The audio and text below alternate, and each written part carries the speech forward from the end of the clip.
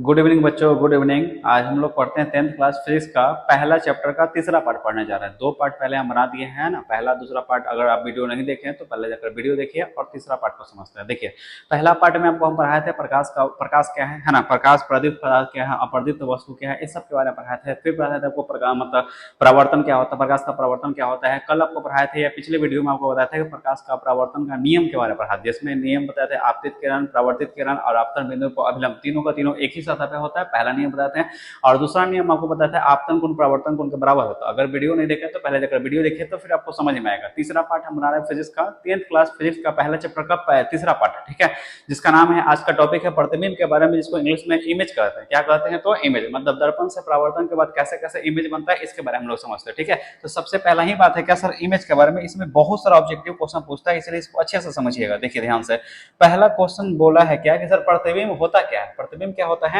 तो किसी बिंदु स्रोत से आती प्रकाश की किरणें, अच्छा कोई भी तो ऐसा स्रोत होगा यहाँ से प्रकाश आएगा। मान लीजिए हम वीडियो बना रहे हैं तो लाइट यहाँ पर बहुत से लगा हुआ है, ठीक है, तो लाइट से कहीं ना कहीं मतलब प्रकाश आ रहा है, बोर्ड पे प्रकाश आ रहा है, हम पे प्रकाश आ रहा है, जिसके अगर आप हमें देख रहे हैं तो किसी भी मतलब प्रदीप्त पदार्थ से कह दीजिएगा या किसी बिंदु स्रोत से आती प्रकाश की किरणें दर्पण से परावर्तन के बाद, क्योंकि कल भी हम बताया था या पिछले वीडियो में आपको बताया था कि दर्पण से हमेशा परावर्तन होता है। दर्पण से हमेशा क्या होता है? तो परावर्तन, ठीक है।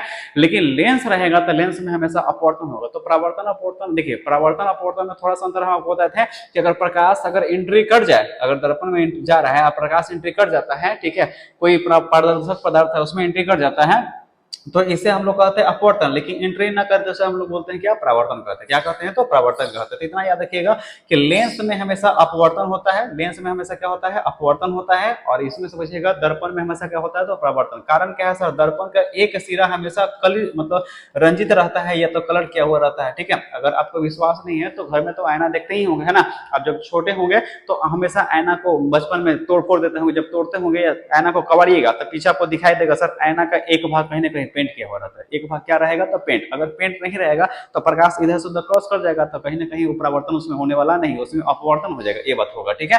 तो लेंस में हमेशा क्या होता है? अपवर्तन होता है और दर्पण में क्या होता है? तो परावर्तन होता है। चलिए आगे समझिएगा।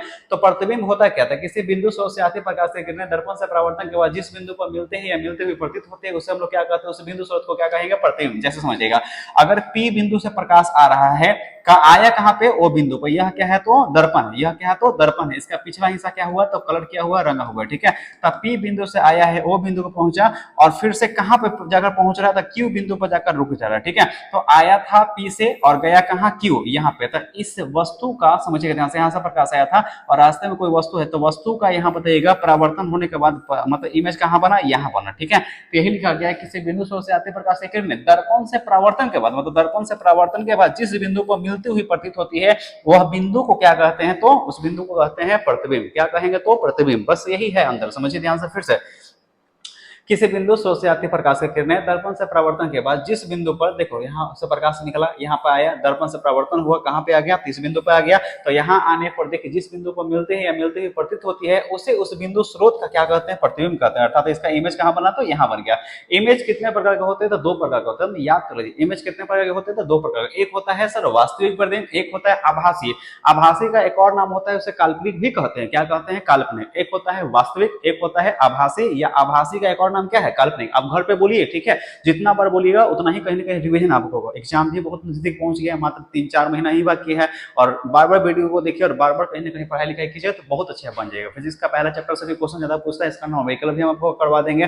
तो प्रतिबिंब कितने प्रकार के बताइए? दो प्रकार का। इमेज कितने प्रकार के? तो दो प्रकार। एक होता है वास्तविक, एक होता है आभासी। एक होता है वास्तविक, एक होता है आभासी, या आभासी का ही एक और नाम क्या होता है? काल्पनिक। क्या नाम होता है? काल्पनिक। अब सबके बारे में पढ़ते हैं। वास्तविक प्रतिबिंब क्या होता है? देखिए इसका परिभाषा वही है, किसी बिंदु से आती प्रकाश की किरणें दर्पण से परावर्तन के बाद जिस बिंदु पर वास्तव में मिलती है ना, मतलब देखिए कहीं कहीं मान लीजिए कोई इमेज बनता है तो वास्तव में उसको देखते हैं, अगर वास्तव में इमेज दिख रहा है आपको तो उसको बोलेंगे वास्तविक। लेकिन उसमें कहीं कल्पना की जगह शायद वहां बन रहा है परछाई की तरह, ठीक है, शायद वहां कहीं बन रहा है, अगर उसके बारे में आभास करते हैं, कल्पना करते हैं, तो उसे हम लोग बोलते हैं क्या?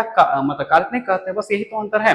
प्रतिबिंब दो प्रकार का होता है, एक होता है वास्तविक, एक होता है आभासी। आभासी का नाम क्या होता है? काल्पनिक होता है। तो अगर वास्तव वास्तव में वहां मिल रहा है, किसी बिंदु से आते प्रकाश की किरणें दर्पण से परावर्तन के बाद जिस बिंदु पर वास्तव में मिल रहा है, आपको दिखाई दे रहा है, अगर यहाँ पर दिखाई दे रहा है, वास्तव में दिखाई दे रहा है, आपको आंखों से दिखाई दे रहा है, तो उससे हम लोग क्या कहेंगे बताइए, वास्तविक प्रतिबिंब कहेंगे। ठीक है, लेकिन अगर यहाँ पे आप कल्पना कर रहे हैं कि आभास कर रहे हैं कि शायद वहां इमेज बन रहा है, ठीक है, तो इसलिए इसका नाम क्या होता है, आभासी, या इसी को बोलते हैं काल्पनिक। आई होप समझ गए होंगे। ठीक है, अब देखिए इसमें ऑब्जेक्टिव क्वेश्चन सबसे फेमस है। अच्छा एक बात बताइए, जो इमेज आपको दिखाई देगा उसी को ना पर्दे पर प्राप्त कर सकते हैं। पर्दा करने का मतलब आपका आंख भी क्या है, एक पर्दा है। आपका आंख का जो रेटिना होता है वो भी क्या है, तो पर्दा होता है। ठीक है, तो जो आप मतलब जिस इमेज को आप देख सकते हैं, है ना, जिसको वास्तविक आप मतलब महसूस कर सकते हैं, इसे वास्तविक प्रतिबिंब कहते हैं। तो जो वास्तविक प्रतिबिंब होते हैं तो कहीं ना कहीं उसको पर्दे पर हम लोग प्राप्त कर सकते हैं, याद रखिएगा। ठीक है, अब मतलब आंख का जो रेटिना होता है वो क्या होता है, तो पर्दा होता है, वही तो सब इमेज बनता है ना।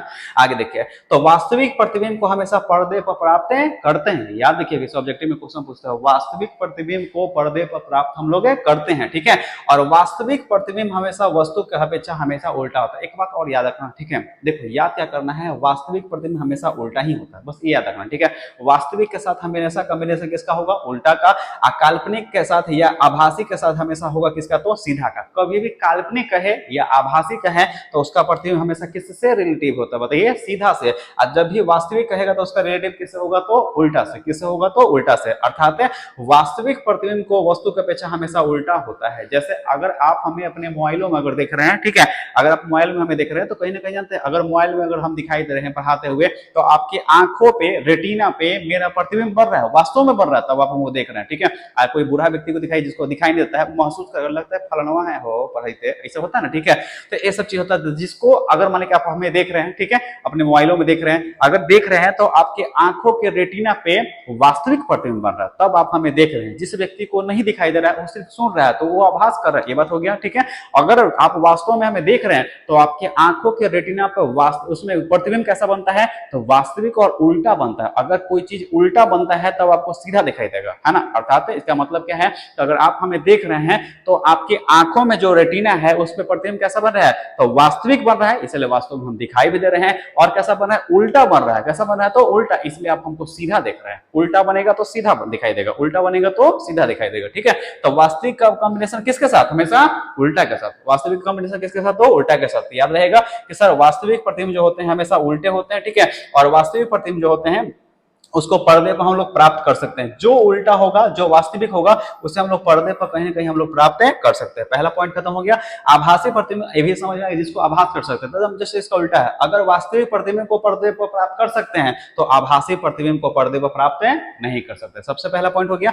दूसरा पॉइंट क्या, कि वास्तविक प्रतिबिंब वस्तु की अपेक्षा हमेशा क्या होगा, उल्टा होगा, क्योंकि वास्तविक का कॉम्बिनेशन हमेशा क्या, उल्टा का। वास्तविक और उल्टा, वास्तविक और उल्टा, वास्तविक उल्टा। 10 बार बोलिए, वास्तविक और उल्टा। ठीक है, आगे देखिए, तो आभासी का मतलब कॉम्बिनेशन किससे होगा, तो सीधा। तो आभासी प्रतिबिंब हमेशा क्या होता है, तो सीधा होता है। आभासी प्रतिबिंब कैसा होगा, तो सीधा। अगर मान लीजिए कि आपके नेत्र में अगर मेरा इमेज उल्टा अगर सीधा बनना शुरू हो जाए, तो पता है आप हमको उल्टा देखिएगा, है ना। पढ़ा रहे हैं मतलब सीधा होगा, दिखाई दे रहा उल्टा होगा। ठीक है, तो ऐसा कोई भी चीज लिखा हो आपको उल्टा दिखाई देगा तो आप पढ़ पाएगा, नहीं पढ़ पाएगा। ठीक है, तो याद रखिए, आभासी प्रतिबिंब पहले तो आभास होगा, आपको दिखाई ढंग से देगा भी नहीं, वो भी दिखाई देगा तो उल्टा पुल्टा दिखाई देगा। ठीक है, तो आभासी प्रतिबिंब वस्तु की अपेक्षा हमेशा क्या होता है, सीधा होता है। वास्तविक प्रतिबिंब हमेशा वस्तु की अपेक्षा क्या होता है, तो उल्टा होता है। वास्तविक प्रतिबिंब को पर्दे पर प्राप्त कर सकते हैं, लेकिन आभासी प्रतिबिंब को पर्दे पर प्राप्त नहीं कर सकते। अब तो इसमें कोई दिक्कत नहीं होगा, कोई डाउट भी नहीं होगा। ठीक है, अच्छा एक बात और बताते हैं, जैसे ही चैप्टर खत्म होगा, लगभग इस चैप्टर का 100 से 200 क्वेश्चन ऑब्जेक्टिव करवाने वाले, सिर्फ इस चैप्टर का।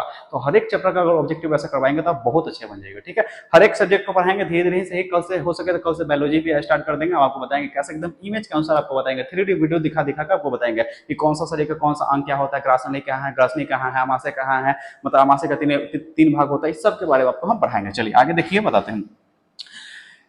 इसके आगे देखिएगा लिखा गया सर दर्पण के बारे में, है ना। दर्पण देखिए, दर्पण होता क्या है, दर्पण कितने प्रकार के होते हैं, सबके बारे में पढ़ते हैं। दर्पण क्या होता है, तो वह परावर्तक भाग या वह परावर्तक सतह जिसका एक भाग क्या होता है, रंजित किया रहता है या कलर किया हुआ रहता है। एक भाग रंगा हुआ रहेगा तो उसे हम लोग क्या कहेंगे, दर्पण।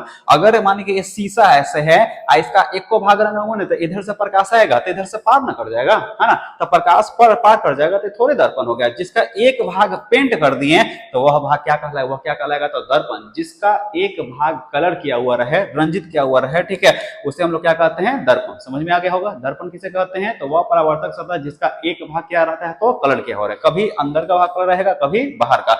दर्पण कितने प्रकार के होते हैं, तो दो प्रकार के होते हैं। कितने प्रकार के होते हैं, तो दो प्रकार का। एक होता है क्या सर, समतल दर्पण, और एक होता है क्या, गोलीय दर्पण। आपको दिख रहा होगा समतल दर्पण, देखिए ये है समतल दर्पण हो गया, ठीक है। हम लोग कहीं ना कहीं आईना के सामने खड़े होते हैं तो ज्यादातर समतल दर्पण ही होते हैं। और एक होता है क्या, गोलीय दर्पण। आपको दिख रहा होगा इमेज एकदम एकदम गोल है ना, इसलिए इसको कौन सा दर्पण कहेंगे, तो गोलीय दर्पण। एक होता है समतल, एक होता है गोलीय। तो दर्पण कितने प्रकार के, दो, एक होता है समतल, एक होता है गोलीय। तो अब हम लोग पढ़ते हैं समतल दर्पण के बारे में, फिर आपको पढ़ाएंगे इसके बारे में, तो गोलीय दर्पण के बारे में। तो समतल दर्पण क्या, देखिए ध्यान से।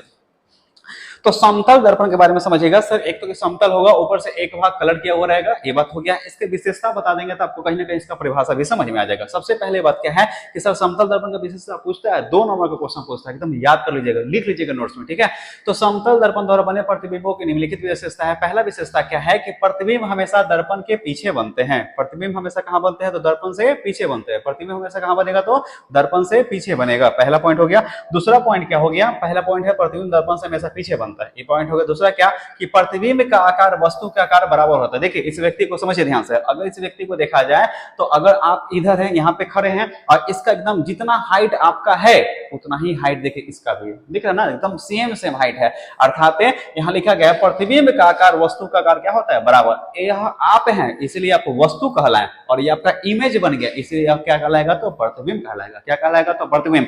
तो वस्तु का जो आकार है, जितना मोटाई है, ऊंचाई है, चौड़ाई है, उतना ही आकार इसका है। तो वस्तु का जो आकार होता है वो प्रतिबिंब के आकार के बराबर होता है। याद हो गया होगा, है ना। समतल दर्पण का पहला विशेषता क्या बताएं कि सर इमेज हमेशा दर्पण से पीछे बनेगा। बोलते चलिए, दर्पण से हमेशा कहां बनेगा, पीछे, पहला पॉइंट होगा। दूसरा पॉइंट क्या बताएं कि इमेज तो बन गया, इसका पीछे बनेगा। दूसरा क्या कि जितना आकार का वस्तु होगा उतना ही आकार का क्या होगा, इसका प्रतिबिंब। दूसरा पॉइंट हो गया, ठीक है। तीसरा पॉइंट अगर देखा जाए तो तीसरा पॉइंट लिखा गया है कि प्रतिबिंब वस्तु के अपेक्षा हमेशा सीधा बनता है। प्रतिबिंब जो बनता है हमेशा वस्तु के अपेक्षा कैसा बनेगा, तो तुम सीधा, उल्टा नहीं कि पैर ऊपर चल गया मुड़ी नीचे आ गया, ऐसा कुछ होने वाला नहीं है, ठीक है।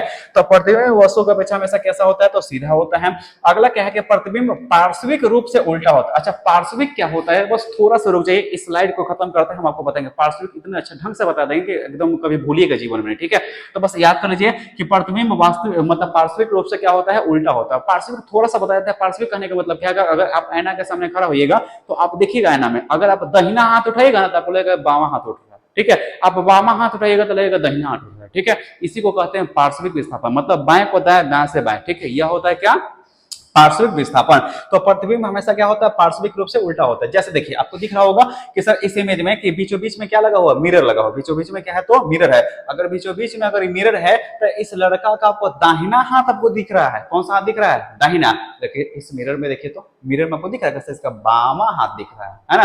तो इसको हम लोग क्या कहते हैं बताइए, पार्श्विक रूप से कहते हैं उल्टा। क्या कहेंगे, तो पार्श्विक रूप से उल्टा। लेकिन सिर्फ उल्टा कहते हैं तो पैर गया ऊपर या मुड़िया गया नीचे, तो ऐसा होता नहीं है समतल दर्पण में, ठीक है। 5वां पॉइंट समझिएगा, प्रतिबिंब जो होता है ना उसको आभास कर सकते हैं। अगर उसको आभास कर सकते हैं या आभासी होता है तो अभी बताएं कुछ देर पहले कि अगर आभासी होगा तो पर्दे को प्राप्त करेंगे, बताइए नहीं करेंगे, है ना। अगर जिस वस्तु को काल्पनिक कहेंगे या आभासी कहेंगे उसे पर्दे पर हम लोग प्राप्त नहीं करते हैं, लेकिन जिसको हम वास्तविक कहते हैं उसको पर्दे पर हम प्राप्त कर सकते हैं। तो प्रतिबिंब आभासी होते हैं, अतः इसे हम पर्दे पर प्राप्त नहीं कर सकते हैं। और छठा पॉइंट है कि प्रतिबिंब जो है दर्पण से उतना ही पीछे बनता है जितना उस मतलब जितना वस्तु से आगे रखा हुआ रहता है। मतलब देखिए प्रतिबिंब दर्पण से उतना ही पीछे बनेगा जितना कि वस्तु आगे। देखिए ये लड़का अगर मान लें यहाँ से यहाँ की दूरी अगर मान लें 2 फीट है तो यहाँ और यहाँ के बीच में दूरी कितना होगा, तो 2 फीट ही होगा। ऐना के सामने खड़ा रहिए, जितना नजदीक रहिएगा आप जानते हैं, अगर नजदीक रहिएगा ऐना के सामने, ठीक है, ऐना के एकदम नजदीक आ जाइए। जैसे हम मान लें एकदम नजदीक आ गए, ठीक है, तो मेरा आधा ही भाग इतना दिखाई दे रहा है लेकिन हम दूर जा रहे हैं, ठीक है। तो जितना दूरी होगा उतना ही दूरी पर आपको इमेज बनेगा। ऐना के सामने खड़ा रहिए तो जितना दूर पर अगर ऐना पर खड़े रहिएगा उतने दूर से आपको दिखाई ही देगा। अच्छा एक बात और याद रखिएगा, अगर आपको पूरे शरीर का अगर आपका हाइट अगर पता करना है तो कितने ऊंचाई का मतलब ऐना चाहिए, याद रखिएगा। तो जितनी आपकी ऊंचाई है इसकी आधी ऊंचाई के बराबर अगर ऐना मिल जाए तो आपका पूरा शरीर का हर एक अंग पैर से लेकर एकदम सर तक दिखाई देता है ना। ये सब पढ़ना है, आगे बता देंगे आपको, ठीक है। तो ये भी बात समझ में आ गया कि प्रतिबिंब दर्पण से उतना ही पीछे होता है जितना कि वस्तु से आगे, दर्पण से आगे। अर्थात हम कह सकते हैं कि देखो प्रतिबिंब अगर दर्पण है यहाँ पे प्रतिबिंब है, ठीक है, तो इसका इमेज यहाँ पे कोई वस्तु है, ठीक है, तो इसका इमेज, तो देखो दर्पण से वस्तु की दूरी को हम लोग वस्तु दूरी कहते हैं, दर्पण से वस्तु की दूरी को वस्तु दूरी। देखिए ये वस्तु हो गया, आदमी क्या हो गया, वस्तु, ये दर्पण है, तो दर्पण से वस्तु की दूरी को हम लोग क्या कहते हैं, वस्तु दूरी कहते हैं। दर्पण प्रतिबिंब बना है ना, इसका इमेज बन गया, और दर्पण से प्रतिबिंब की दूरी को हम लोग क्या कहते हैं, तो प्रतिबिंब दूरी कहते हैं। याद रखिएगा, प्रतिबिंब रहे तो प्रतिबिंब दूरी, प्रतिबिंब मतलब इमेज, ठीक है। देखिए तो प्रतिबिंब रहे तो प्रतिबिंब दूरी, और वस्तु रहे तो वस्तु दूरी। तो हम क्या बताए, जितना दूर पे लड़का खड़ा है उतना ही दूर पे इसका क्या बना है, इमेज बना। अर्थात हम कह सकते हैं कि वस्तु दूरी हमेशा प्रतिबिंब दूरी के क्या होते हैं, बराबर होते हैं। वस्तु दूरी हमेशा किसके बराबर होता है, तो प्रतिबिंब दूरी। वस्तु दूरी हमेशा किसके बराबर होंगे, तो प्रतिबिंब दूरी। वस्तु दूरी हमेशा किसके बराबर होंगे, तो प्रतिबिंब दूरी। इसको इतना इसलिए बोल रहे हैं कि ऑब्जेक्टिव ये हर साल क्वेश्चन पूछने वाला है ना, हमेशा पूछता है कि प्रतिबिंब दूरी किसके बराबर होता है, तो हमेशा याद रखिएगा वस्तु दूरी के बराबर होता है, ठीक है। चलिए आगे चलते हैं। अगला पॉइंट देखिए, ध्यान समझिएगा सर, पार्श्व परिवर्तन क्या होता है या पार्श्व विस्थापन क्या होता है। अभी हम आपको बताएं पार्श्व विस्थापन क्या होता है, कि देखो इसमें क्या होता है कि नीचे का चीज ऊपर नहीं होता है, ठीक है, लेकिन दाएं का बाएं, बाएं का दाएं होता है। जैसे इसमें देखिए आपको दिखा होगा सर, आपतित किरण और परावर्तित किरण। अगर ध्यान से देखिएगा तो सर दाहिने साइड में लिखा हुआ दिख रहा है आपको, इसकी साइड में दिख रहा है, तो आपको इस लाइनिंग के दाहिने साइड में लिखा हुआ है, ठीक है। अगर इस लाइनिंग को देखा जाए तो इस लाइनिंग से किधर लिखा हुआ है, तो दाहिने साइड में लिखा हुआ। अगर लाइनिंग के दाहिने साइड लिखा हुआ है मतलब आपतित किरण और परावर्तित किरण, लेकिन इसमें देखिए तो इसको पलट दिए तो उल्टा भी दिखाई दे रहा है, और ऊपर से देखो ये नहीं कि नीचे वाला ऊपर चला गया, ऊपर नहीं गया, नीचे है, लेकिन ये यहाँ क्या है, तो बाएं लिखा हुआ, अर्थात इसमें क्या हो गया। अच्छा इसमें भी देख लीजिए, इस लड़का का आपको दिखा हुआ सर बाएं हाथ दिख रहा है, लेकिन इमेज में देखिए तो सर इसका दाएं लग रहा है। इसका देखिए तो ये दाहिना हाथ ये है, आज दिख रहा है कौन सा है, तो ये बायां दिख रहा है ना। मतलब कहने का मतलब क्या, दायां चीज बायां दिखना और बायां चीज दायां दिखना, दायां चीज बायां दिखना और बायां चीज हमेशा क्या दिखना, दायां दिखना। क्या कहलाता है बताइए, पार्श्व परिवर्तन कहलाता है। तो बताइए समतल दर्पण में दिखाई देता है कि नहीं देता है, बताइए दिखाई देता है, ठीक है। चलिए आगे देखिए, अगला पॉइंट लिखा गया है, देखिए एक तो समझ में आ गया दर्पण कितने प्रकार का, दो प्रकार का, एक होता है क्या, समतल दर्पण, दूसरा होता है गोलीय दर्पण। दूसरा कौन सा दर्पण होता है, गोलीय दर्पण, ठीक है। तो गोलीय दर्पण किसे कहते हैं, तो वैसा दर्पण जिसका परावर्तक सतह किसी खोखले गोले का एक भाग होता है, एकदम बीच में देखो ऐसा होता है कि ऐसे मतलब आकार का है, ध्यान समझिएगा, बीच में एकदम खाली है, इसलिए इसको खोखले कहते हैं। और इसमें परावर्तक सतह एक इधर से होता है, एक होता है इधर से, ठीक है। आपको दिख रहा है इमेज, यह कौन सा दर्पण बताइए, तो यह जो है यह है गोलीय दर्पण। कौन सा दर्पण है, तो गोलीय दर्पण। कौन सा दर्पण है, तो गोलीय दर्पण, ठीक है। चलिए आगे देखते हैं, गोलीय दर्पण के बारे में कुछ जान लीजिए। देखिए गोलीय दर्पण के बारे में समझिएगा सर, एक गोल भाग है तो कहीं ना कहीं कोई सेंटर बिंदु से घुमाया गया होगा, किसी न किसी सेंटर बिंदु से भी घुमाया गया होगा। जिस सेंटर बिंदु से घुमाया गया है उसे हम लोग केंद्र कहते हैं, हिंदी में इसको सेंटर कहता है, ठीक है। तो इसका एक ध्रुव इधर के साइड में हो गया तो ध्रुव को इंग्लिश में पोल कहते हैं, एक ध्रुव इधर साइड में हो गया, इसको इंग्लिश में क्या कहते हैं, पोल कहते हैं। तो गोलीय दर्पण में कितने पोल हो गए, दो, एक हो गया दाएं साइड, एक हो गया बाएं साइड, ठीक है। यहाँ पर सी हो गया, ठीक है। अगर ध्यान से समझिएगा, देखो यहाँ पर आपको दिख रहा होगा दो तीन चीज दिख रहा होगा सर, इसमें दिख रहा होगा सर यहाँ से इसके बाहर में कलर किया गया है। अगर यहाँ पर गोला को देखा जाए तो इसका बाहरी भाग को कलर किया गया है, और यहाँ से देखा जाए तो इसका भीतरी भाग को कलर किया गया है, बस यही चीज अंतर है। देखिए गोलीय दर्पण दो प्रकार का होता है। गोलीय दर्पण कितने प्रकार के, दो प्रकार के। दर्पण कितने प्रकार के, दो प्रकार के। दर्पण दो प्रकार का, एक होता है समतल, एक होता है गोलीय। गोलीय दर्पण कितने प्रकार के, दो प्रकार के, एक होता है उत्तल, एक होता है अवतल, एक होता है उत्तल, एक होता है अवतल, ठीक है। तो उत्तल दर्पण और अवतल दर्पण में क्या अंतर है, बस थोड़ा सा ही अंतर है, एक बार समझ जाइएगा। सर उत्तल दर्पण अवतल दर्पण किससे बनता है, तो गोलीय दर्पण से बनता है। उत्तल दर्पण क्या होता है, समझिए ध्यान से, उत्तल दर्पण क्या होता है, तो देखिए वैसा गोलीय दर्पण जिसका परावर्तक सतह कहां से होता है, बाहर से। परावर्तक मतलब जहां से रिफ्लेक्ट होता है, ठीक है, लेकिन जिसका बाहरी भाग कलर किया, सॉरी जिसका भीतरी भाग कलर किया हुआ रहे, ठीक है, और परावर्तक होता है बाहर से, तो कौन सा दर्पण, उत्तल दर्पण, ठीक है। ऐसे इमेज बना लीजिएगा। आज जिसका अंदर का भाग मतलब कलर या रंजित क्या हुआ रहे, तो अंदर का भाग कलर क्या हुआ, तो परावर्तक हमेशा कहां से होगा, इधर से होगा, है ना। तो याद रखिएगा जिस दर्पण का भीतरी भाग रंगा हो, है ना, और परावर्तक बाहरी सतह से हो, कौन सा दर्पण कहलाएगा, उत्तल दर्पण कहलाएगा, ठीक है। और देखिए जिस दर्पण का बाहरी भाग रंगा हो, ध्यान से देखिए इस चीज को, ठीक है, बाहरी भाग रंगा हुआ है, ठीक है, और परावर्तक कहां से हो रहा है, अंदर से परावर्तक हो रहा है, तो इसको हम लोग कौन सा कहेंगे, तो अवतल दर्पण। अर्थात देखिए ये भी इमेज याद रखिएगा, हमेशा पूछता है, अगर ऐसे इमेज बना दिए, ऐसे इधर से रंग दिए, अगर इधर से रंग दिए, बाहर से रंग दिए, तो कौन सा दर्पण, अवतल दर्पण। ऐसे इमेज बना दिए तो गोल भी बन गया, ठीक है, तो पूरा भाग को क्या कहेंगे, गोलीय दर्पण कहेंगे, ठीक है। अगर मान लीजिए कि ऐसे भी समझ सकते हैं कि अगर हम गोला बना देते हैं, एक ऐसे अगर गोला बना दिए,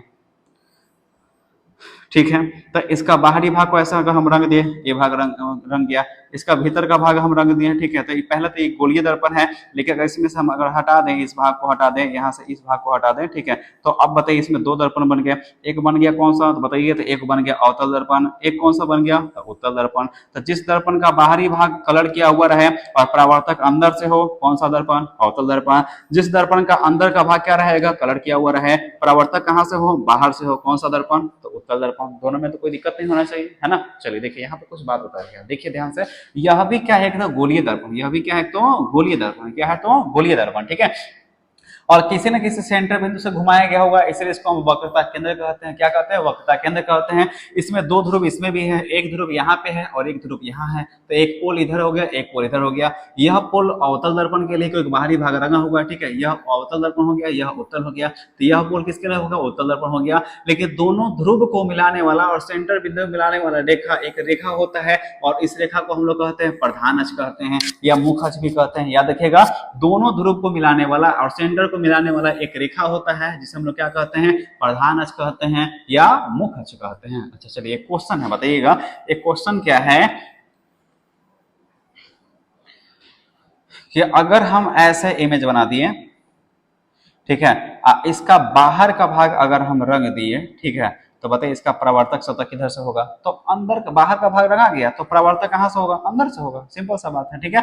और जिसका हम मान लें अंदर का ही भाग रंग दिए, तो परावर्तक कहां से होगा, बाहर से। जहां जो भाग रंगा उसको थोड़े होगा। अच्छा ये बताइए, अब घर में आईना देखते हैं ना, तो आईना देखते होंगे, तो आईना कभी कबारिएगा, एक आध दिन कबारिए क्या जाता है, ठीक है। देखिए कबारिएगा, तो कबारने पर क्या होगा कि आगे से तो आप देखते हैं, ठीक है, आपको पीछे वाला भाग हमेशा कवर में आपको आईना दिखाई देता होगा। यहाँ तो आईना है भी नहीं कि हम आपको दिखा सकते हैं, ठीक है। तो उसमें क्या होता है कि अगर पीछे का भी अगर हर एक चीज कबारिएगा, तो जो शीशा मेन बचेगा, तो उसका पीछे का भाग देखिए पेंट किया हुआ रहेगा, पीछे का भाग क्या दिखेगा आपको, तो पेंट किया हुआ रहेगा, ठीक है, याद रखिएगा। तो पेंट अगर जिधर से पेंट रहेगा उधर से क्या चेहरा आपको दिखाई देता है, नहीं, तो उधर से परावर्तक होगा, नहीं होगा। यही बात हम आपको बता रहे हैं कि अगर माने कि इधर बाहर भाग हम रंग दिए, तो प्रकाश इधर से आएगा, कभी नहीं आएगा, ये तो पेंट किया हुआ है ना। जिधर पेंट नहीं रहे उस भाग से परावर्तक होता है ना। तो इसका बाहरी भाग अगर रंगा हुआ है, तो परावर्तक किधर से, अंदर से। इसका भीतर का भाग रंगा हुआ है, तो परावर्तक कहां से, तो बाहर से। समझ में आ गया होगा, ठीक है। अब कुछ पॉइंट लिखा गया है। ध्रुव किसे कहते हैं, तो गोलीय दर्पण के मध्य बिंदु को हम लोग क्या कहते हैं, ध्रुव कहते हैं ना। गोलीय दर्पण के मध्य बिंदु को हम लोग क्या कहते हैं, दर्पण का ध्रुव कहते हैं, या इसको इंग्लिश में क्या कहते हैं, पोल कहते हैं। ये गोलीय दर्पण का देखिए, अगर ये दर्पण है, इसके बीचों बीच के भाग को हम लोग क्या कहेंगे, ध्रुव कहेंगे या पोल कहेंगे। वक्रता केंद्र किसे कहते हैं, तो गोलीय दर्पण जिस खोखले गोले का भाग होता है, वो गोले के केंद्र को हम क्या कहते हैं, वक्रता केंद्र कहते हैं। मतलब सेंटर बिंदु से कहीं ना कहीं गोला घुमाया गया होगा, इसे हम लोग क्या कहेंगे, तो बताइए वक्रता केंद्र कहेंगे। आगे लिखा वक्रता त्रिज्या किसे कहते हैं, तो वक्रता केंद्र और इसकी दूरी को क्या कहते हैं, वक्रता त्रिज्या कहते हैं। तो गोलीय दर्पण जिस खोखले गोले का भाग होता है, उसकी त्रिज्या को क्या कहेंगे, तो वक्रता त्रिज्या कहते हैं। आगे लिखा गया प्रधान अक्ष या मुख्य अक्ष किसे कहते हैं, तो अभी तो हम बताए ना प्रधान अक्ष या मुख्य अक्ष किसे कहते हैं, तो दोनों ध्रुव को और किसको, तो सेंटर को, दोनों ध्रुव को और सेंटर को मिलाने वाली रेखा को हम लोग क्या कहते हैं, बताइए, तो प्रधान अक्ष और मुख्य अक्ष कहते हैं। अब तो समझ में आ गया होगा, कोई दिक्कत नहीं होगा, ठीक है। चलिए आगे देखिए, आगे दिख रहा होगा सर उत्तल दर्पण और अवतल दर्पण में, यहाँ देखिए थोड़ा सा अंतर आपको फिर से बता देते हैं। आपको दिख रहा होगा इसमें, इस फिगर में, कि सर यहाँ पर इसका बाहर देखिए, ये वाला भाग एकदम आपको डीप दिख रहा होगा, है ना। तो अगर इधर से भाग ऐसे यहाँ पे है, तो टकराया हुआ है, तो कभी ऊपर से कहीं प्रकाश आता है, कभी नीचे से प्रकाश आता है, तो हमेशा इसका बाहरी भाग रंगा हुआ है। तो अभी बताए इसका प्रवर्तक सतह किधर से होगा, तो अंदर से होगा। इसमें देखिए सर ऐसे है, तो कहीं ना कहीं बाहर से ऐसा है, टकरा का फिर से इधर आ रहा है, ठीक है। तो अब बताइए इसका प्रवर्तक सतह, देखिए अंदर भाग रंगा हुआ है, तो परावर्तक कहां से होगा, तो बाहर से होगा। तो यह कौन सा दर्पण हो गया, उत्तल दर्पण हो गया। यह कौन सा दर्पण हो गया, अवतल दर्पण हो गया होगा। तो आपको समझ में आ गया होगा, उत्तल दर्पण अवतल दर्पण में कोई दिक्कत नहीं है। इसमें हम और अंतर आपको बताएंगे, है ना। नेक्स्ट वीडियो में आपको बताएंगे उत्तल दर्पण अवतल दर्पण का उपयोग बताएंगे, है ना। फिर ये भी पढ़ाना कि उत्तल दर्पण अवतल दर्पण का क्या क्या उपयोग है, ये भी बताएंगे। दोनों में अंतर क्या है, ये भी बताएंगे। फिर F=R/2 मतलब प्रमेय जो साबित करना था, वो भी आपको साबित करके हम आपको बताएंगे। फिर आपको दर्पण सूत्र भी आपको साबित करके हम आप बताएंगे। हर एक चीज आपको बताएंगे, ठीक है। लेकिन हर एक चीज अगले वीडियो में बताएंगे। तब तक के लिए जय हिंद।